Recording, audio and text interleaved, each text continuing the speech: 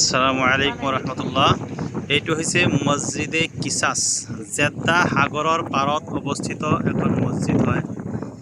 এই মছজিদটোৰ বিশেষত্ব হ'ল যে চৌদি চৰকাৰৰ আইনৰ দৃষ্টিত কোনো যদি অপৰাধী আছিলে, সেই অপৰাধৰ যি শাস্তি, এই শাস্তি এইখন মছজিদৰ ইয়াতেই বাস্তৱায়ন কৰা হৈছিল। উদাহৰণস্বৰূপ, যদি কোনোবাই চুৰি কৰিছিলে, এতিয়া সেই চুৰিৰ কি শাস্তি, অৰ্থাৎ ইয়াতে বিধান হ'ল যে চোৰে যদি চুৰি কৰে, সেইটো ধৰা পৰিলে সাক্ষী প্ৰমাণিত হ'লে তেতিয়াহ'লে তেওঁৰ হাত কাটি দিয়া হয়। গতিকে সেই হাত কটাটো ইয়াতে বাস্তৱায়ন কৰা হৈছিল। ঠিক তেনেকুৱা ধৰণৰ আৰু কিছুমান অপৰাধ আছে, যি অপৰাধৰ শাস্তি মৃত্যুদণ্ড, সেই মৃত্যুদণ্ডটো ইয়াতে বাস্তৱায়ন কৰা হৈছিল। সেইকাৰণে এই মছজিদৰ নাম দিয়া হৈছে মছজিদে কিছাছ।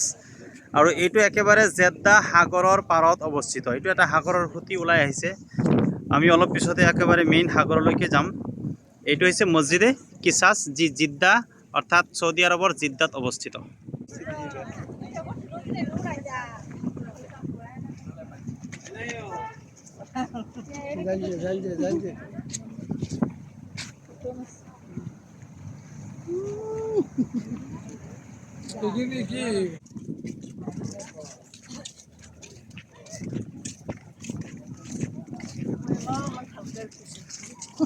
আমারও দেখা না পাবলে কই আছে ওগুলো একদিনও দেখা নাই।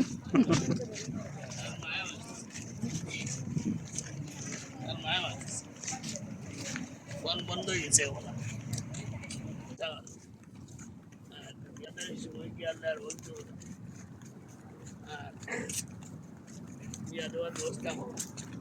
আমরা ওই সময়